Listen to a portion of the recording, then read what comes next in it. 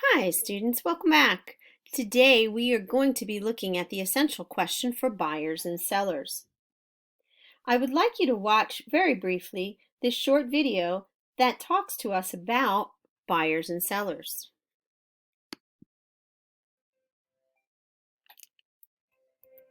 Buyers and sellers.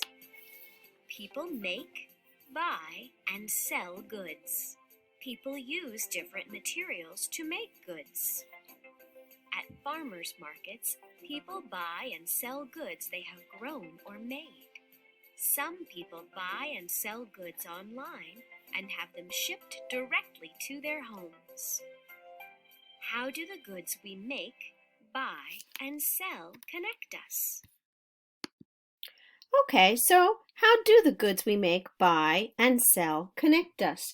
What are some of the ways people get goods they need? That's what we're going to be talking about in week 3. Now, we learned in the past from week 1 and week 2 a number of different ways people buy and sell things. So, second question I have for you is how are those goods made? And my third question is how are the people who make them sell and buy things connected? That is our question for this week. So, today's objectives are going to be I will be able to Please say this with me. I will be able to reflect on strategies I have learned to read informational and literary text. Our second objective will be, please again, say with me, I will be able to read a realistic fiction story aloud with expression, connect a story to the unit concept. So our two objectives in today's lesson are currently listed here, and that's what we're going to be working on. Now, before we begin reading our selection today,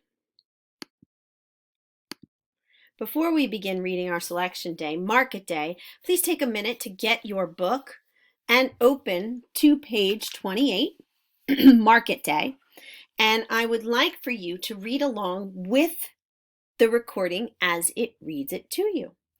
As we are doing that, and actually before we do that, I would like to remind you about compound words. In the previous 2 weeks, we've talked about compound words.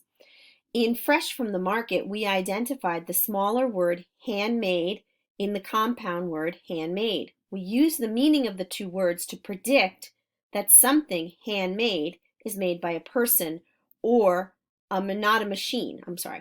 And today you are going to make, again, some compound words that you may have to find answers to. Words like indoors and strawberry, blueberries and afternoon. Okay. So I would like you again to learn how to use information from this text and your own knowledge to draw inferences and figure out that an idea that's not stated directly in the text is still stated. Remember when we read Goat and Bear in Business, we figured out how the two friends did not make any money even though they had sold all their goods. We used information from the text and our own knowledge to draw an inference that Bear and Goat kept using the same nickel over and over again. Okay, so today you also want to be thinking about inferences. Another important thing we're going to be talking about today in Market Day is the title. It's a short story, it's a quick read, and when I look at this reading, I use the title and the photograph to make a prediction. So today, after we do our reading, I would like you to take a minute to annotate and to mark your predictions. Underline the title, find one key detail, and in the side notes, please make a prediction. Let's go ahead and read with the reading. Shared reads 5 and 6. Remember to annotate as you read. Market Day. It's Market Day. We're up early to load the fruit and vegetables we have grown onto Dad's truck.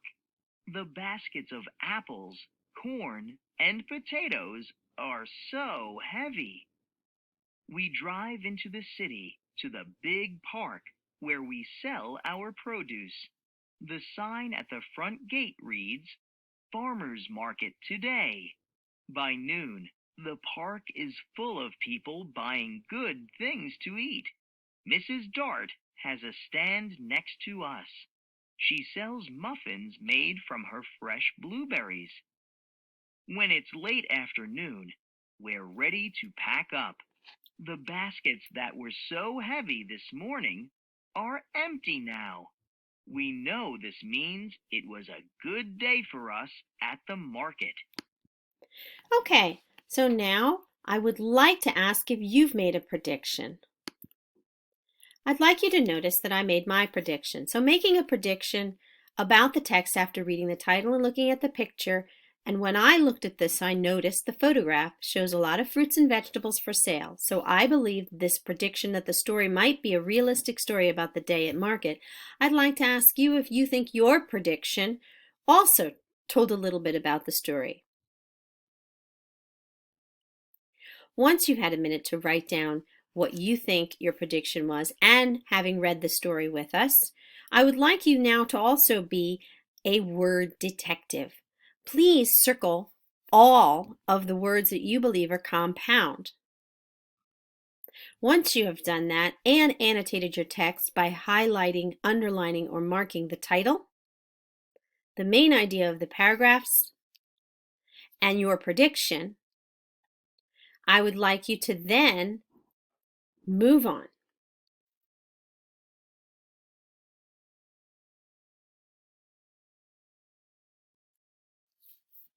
Okay, I've given you a minute to do some writing. Please make sure that whatever writing you've done, that you've done it either in your written book, which you should have in front of you while listening to this lesson, or if you've watched the video, you may annotate using the tools within the Benchmark Universe book. I have assigned this book, so you should be able to access it pretty quickly. If there's any question about how that was accessed, please just let me know. This will be listed today under your lesson 11. I believe it's on the stream. It will also be under lesson 11 in the tab classwork. And if you have any further questions, you know how to ask. Thanks so much. And please take the time to listen to the story. My expectation is that you will not read this just once, but at least 3 times. We read, read again, and reread. This helps us to create fluency and to help us form a picture in our mind of the story that we're reading. So again, please remember, not only do I want you to read this once like you did with me, but please read again and reread for a 3rd time. Please make sure you've noted your prediction in the notes and you've underlined, annotated, and found the main idea to the short story.